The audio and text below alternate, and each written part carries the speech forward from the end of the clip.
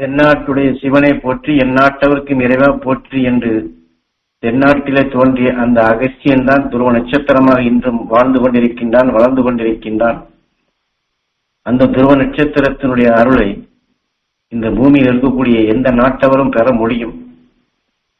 அவன் எப்படி ஒளியாக ஆனானோ அதே தென்னாட்டிலே வாழ்ந்த அந்த உணர்வுகள் தாய் கருவில் பெற்ற சக்தியில் இருந்து துருவனாகி, துருவ மகர்ஷியாகி, துருவ நட்சத்திரமான அந்த உணர்வுகள் அனைத்துமே இங்கே நாம் வாழும் பகுதியிலே அதிகமாக உண்டு. அவன் அருளை நாம் அதன் துணை கொண்டு பெறுவோம். நம்மை அறியாது ஆட்டி படைக்கும் தீமைகளிலிருந்து விடுபடுவோம், இருளை அகற்றுவோம், மெய்ப்பொருளை காணும் திறன் பெறுவோம். உலக மக்கள் அனைவரும் இருளை நீக்கி மெய்ப்பொருளை காணும் அருள் சக்தியும் சகோதர பண்புடன் அரவணைத்து வாழும் சக்தியும் பேரன்புடன் வாழும் திறனும் எல்லோரும் பெற வேண்டும் என்று தியானிப்போம். அதே போல எந்த குடும்பத்திலாக இருந்தாலும் சரி, நமக்கு தெரிந்த வகையில் அந்த குடும்பத்திலே கர்ப்பம் என்று கேள்விப்பட்டாலே அந்த தாய் கருவிலே வளரும் சிசு அந்த அகஸ்தியனுடைய அருளை பெற வேண்டும் என்று, அருள் ஞானிகளை நாம் உருவாக்க வேண்டும் என்று ஞானகுரு அவர்கள் அந்த ஞானிகளின் கலாச்சாரத்தை நாம் உருவாக்க வேண்டியதுடைய அவசியத்தை இதில் எடுத்து காட்டுகின்றார்கள்.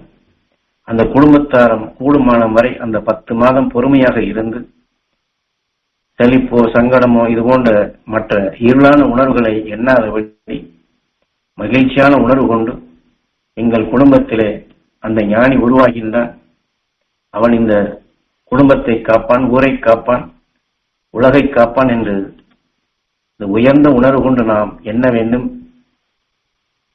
அவன் வளர வளர அவன் மறைவிலே நாமும் அவன் மூலமாக உயர்ந்த சக்திகளை பெற முடியும்.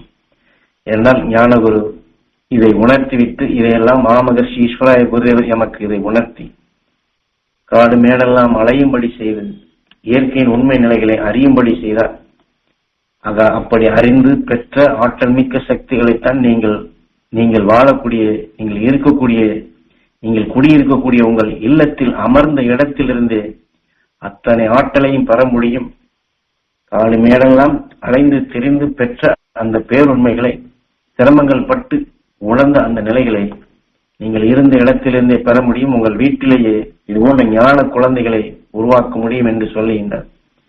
அதே போல குருநாதர் உங்கள் உயிரை எல்லாம் கடவுளாக மதிக்க சொன்னார், உடலை கோவிலாக மதிக்க சொன்னார், மனிதனாக உருப்பெற்ற அங்கே உருவாகியுள்ள அரும்பெரும் சக்திகளை தெய்வங்களாக மதிக்க சொன்னார். அந்த தெய்வங்கள் வீட்டில் இருக்கக்கூடிய ஆலயங்கள் அது பரிசுத்தம் அடைய வேண்டும், அது தூய்மைப்படுத்த வேண்டும் என்றார். அதற்காக வேண்டித்தான் இப்பொழுது உங்களுக்கு தொடர்ந்து இந்த உபதேசங்களை பல்வேறு நிலைகளில் வெளிப்படுத்துகின்றேன். ஆக அதை நீங்கள் நுகர்ந்து உங்கள் வீட்டிலே கர்ப்பமுட்டால் அந்த குழந்தைகளுக்கும் இதை ஆழமாக பதியும்படி இந்த உணர்ச்சிகளை ஊட்டினால் அவர்களும் அந்த நிலை பெறுகின்றார்கள்.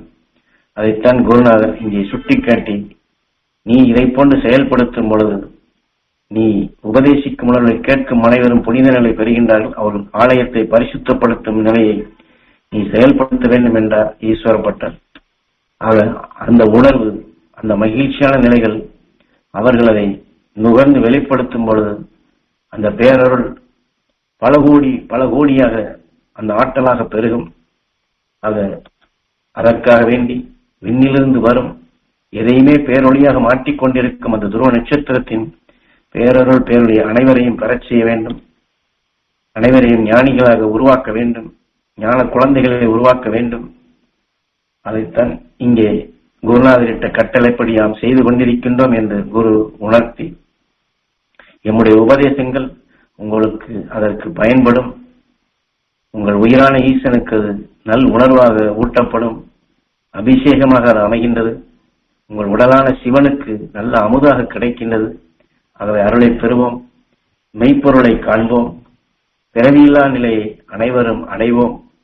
அந்த ஞானி காட்டிய வழியிலே ஞானிகளை உருவாக்கி, ஏனென்றால் நம்மால் முடியவில்லை என்றாலும் கூட அந்த அகஸ்தியனுடைய உணர்வை, அவன் தாய் கருவிலை பெற்ற சக்திகளை, உலகை அறிந்த நிலைகளை துருவத்தின் ஆற்றலை பெற்ற அந்த அருள் சக்திகளை, அவன் துருவ நட்சத்திரமான உணர்வுகளை அந்த கருவிலை வளரும் குழந்தைகளுக்கு இதை பெறச் செய்ய முடியும்.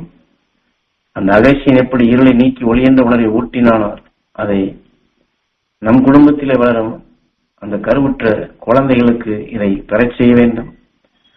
ஆக அவன் அந்த அகசியன் அருளை நமக்கு பெற்றுத் தருவான்.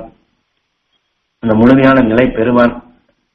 அத்தகைய ஞானி வளர வேண்டும் என்று நாம் எண்ணி அந்த சந்தோஷமான நிலைகள் ஞானி உருவாகின்றான், உலகை காக்கப் போகின்றான், இருளை அகற்றப் போகின்றான், மெய்ப்பொருளை காணப் போகின்றான், நம் அனைவரையும் அருள்வழியில் அழைத்துச் செல்லப் போகின்றான். அவன் பார்வையிலே சர்வ பிணிகளும் சர்வ தோஷங்களும் நீங்க போகின்றது.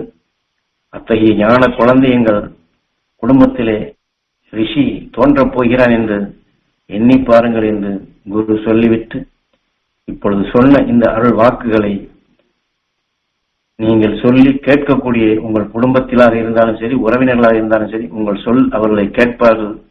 எண்ணுவார்கள் என்றால் அந்த கற்பிணியிடம் இதை சொல்லுங்கள். அந்த அகசியனுடைய உணர்வுகளை அந்த கற்பிணி பெண்ணை நுகரும்படி இதை சொல்லி பாருங்கள். அங்கே அற்புதம் நடக்கும் என்று குரு வாக்காக கொடுக்கின்றார்கள்.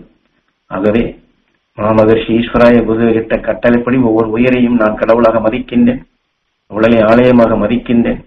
நீங்கள் அனைவரும் அந்த நிலை பெற வேண்டும் என்று உணர்த்திய ஞானகுரு காட்டிய வழியில், நாமும் குருநாதர் காட்டிய வழியில் இது போன்ற ஞான குழந்தைகளை, கருவில் வளரும் குழந்தைகளை, சிசுக்களை அகஸ்தியர்களாக நாம் உருவாக்குவோம். அகஸ்தியர்களை உருவாக்கக்கூடிய முறைகளே இதுதான். அந்த அற்புதத்தை நாம் நிகழ்த்த வேண்டும் என்று இந்த உபதேசத்திலே குரு நமக்கு வழிகாட்டுகின்றார்.